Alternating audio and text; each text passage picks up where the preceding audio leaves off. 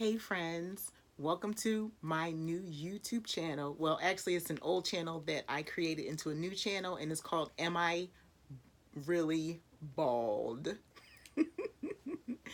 And the whole idea of this channel is just something fun.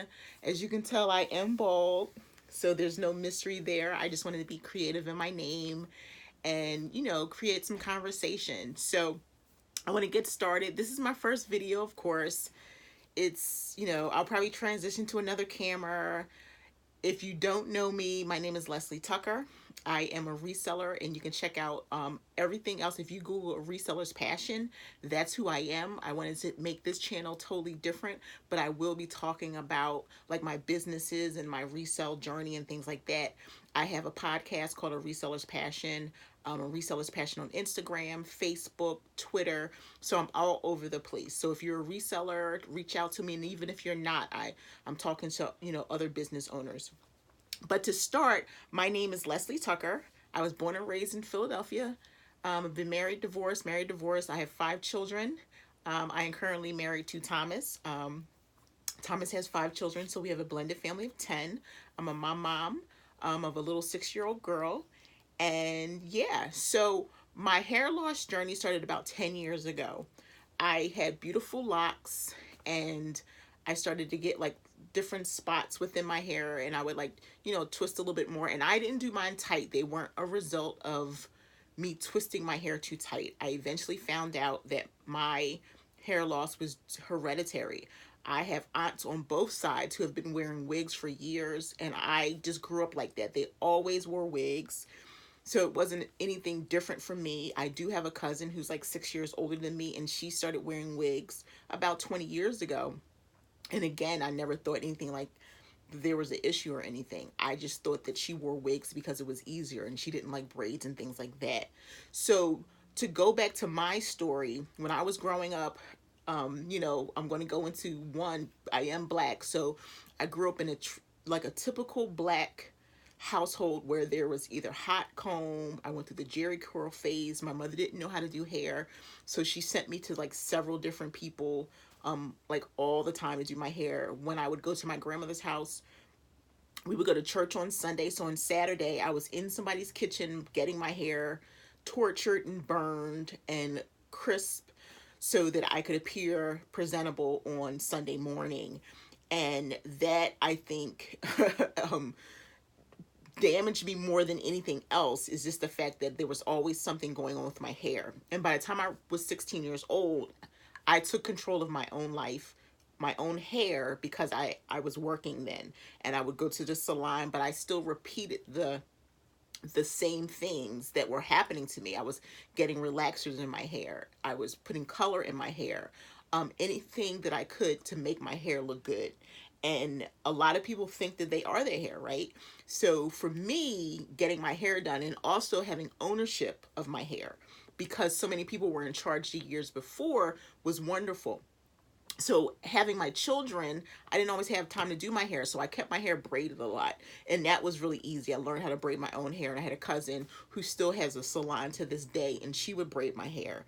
So after having my children and working and living life, fast forward 10 years ago, at the age of 40, I really noticed that I started losing my hair. I started locking my hair probably 4 years before that, and it was really just wonderful for me. I just loved the natural look, and it was something that I could claim as my own, and to watch them from the beginning until they hung to my shoulder.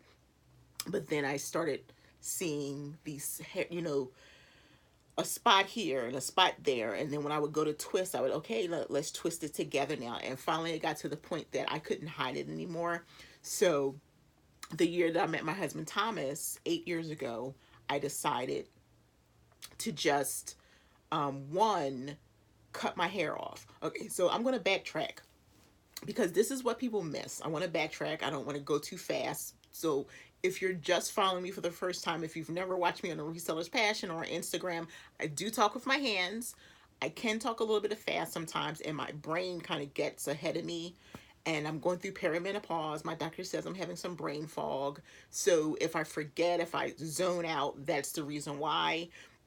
But I want to make this clear. When I first started losing my hair and I started talking to people in the Black community, people who had locks, people who had natural hair, what kind of solutions did they have? And of course, everybody had a solution, so whether it be shea butter, whether it be some type of oil, do that.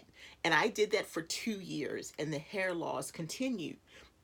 So I finally had to, really tell myself, you know what, you have to go to a doctor. So my doctor recommended me to a dermatologist. And this is when I was still living in Philadelphia. I went to a dermatologist who, of course, had no idea how to treat black hair. It is unfortunate that happens. Just because you are in dermatology or any specialty does not mean you specialize in every culture. So this doctor looked at my hair, looked at my scalp, and said, you know what? All you need is a prescription shampoo. So the shampoo is expensive. I tried that, and I said to Thomas, my husband, like, this is not working. And at the time, we were transitioning to move to the state of Delaware. Thomas and I had just got married, and so we were just trying to move. And so when I finally moved to Delaware, I said, like 6 months later, I said to Thomas, okay, it's time for me to find a real doctor. But in the meantime, I shaved my hair off. So it was in December that I went to the barber. I had a great friend, JT Barber, and she set me in her chair and I told her what I wanted. And it wasn't like as advanced now. She just like faded the side and I had some on top and it was like really cute. It hurt my heart, but it was a step. And I just thought, cool, this is doable. And I lived like that for a while, but then the hair loss continued and it started getting patchy. And so fast forward again, moved to Delaware. I found a dermatologist. As soon as I walked into this guy's office, he knew it was wrong, but he did something the other doctor didn't do. He said, let's get a biopsy. And the biopsy, if you don't know, they take a chunk of your skin and they send it to the lab for it to get, diagnosed. And he came back, and the scientific name for what I have is lichen planopilatus, which is scarring alopecia. And you can probably see like these, it's like really smooth in these areas. I still have hair, but it's smooth. The areas that is smooth is where my hair fell out and then the follicles come out. And then what happens is it scars, it closes, and there's no longer any space for any follicles to come through. So that is permanent, unless I, had a lot of money and I wanted to go to a hair transplant or something like that. But that's a whole nother thing. So he said to me, I wish you had come to me 2 years earlier. And of course, that 2 years earlier is when I was using all my natural products and things like that. But he said, we can't stop the hair loss. Like, we can't grow your hair back, but we can stop it from now. So we'll do medication. He gave me doxycycline and some different kind of medication that I can take, and it literally stopped the hair loss. But the hair that I already lost was gone forever. So if I were to grow my hair, which I did try for a while, like we're growing a bush, but it would be little spots everywhere where you can see how the light is shining. It's very smooth. It's very bald. It's not coming anymore. So I have hair around here. I have a patch here, but this is all bald. And so I had to be big and brave and decide what I wanted to do. For a while, I was letting it grow. I was still trying to do twists. I was still trying to like kind of hide it. But I decided, you know what? Let's just shave it off. I worked in the kitchen. I was a lunch lady at the time. And I just said, I can't wear wigs or anything like that. And plus, I didn't want to hide. It made me sad for a really long time. My husband thought I was beautiful. People thought I was beautiful. They thought it was a hair choice. But I just finally said, you know what? Let me just shave my hair.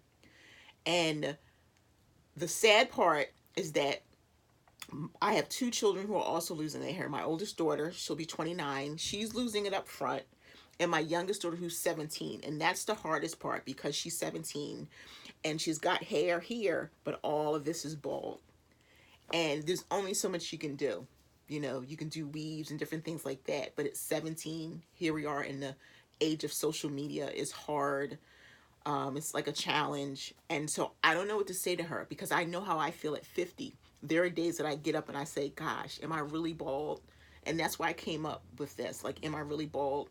And it's okay for someone on the outside to say, you are not your hair, girl. You look good, but you still have to feel good within yourself. And the reality is, I didn't feel good for a long time because I grew up where no one said you're beautiful. I have big lips, I have big hands, I have big feet, and no one said, Leslie, you're a beautiful person. You can do whatever you want to do. I wasn't encouraged. And I didn't feel like I was. This is not to, talk about my family or anything like that, but I didn't feel like I was ever in a space where someone did that. And I can do that with my girls, but they still have to feel good within themselves. I can validate them as much as I can, but they still have to feel good within themselves.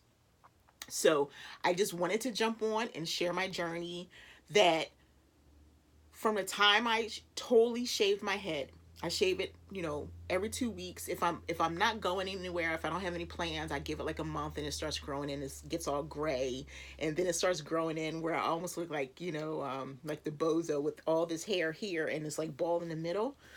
And so when I'm going somewhere nice, I just shave it off. People know me. I have a large following in the reseller community. I sell on Poshmark, and I go to their events and things like that.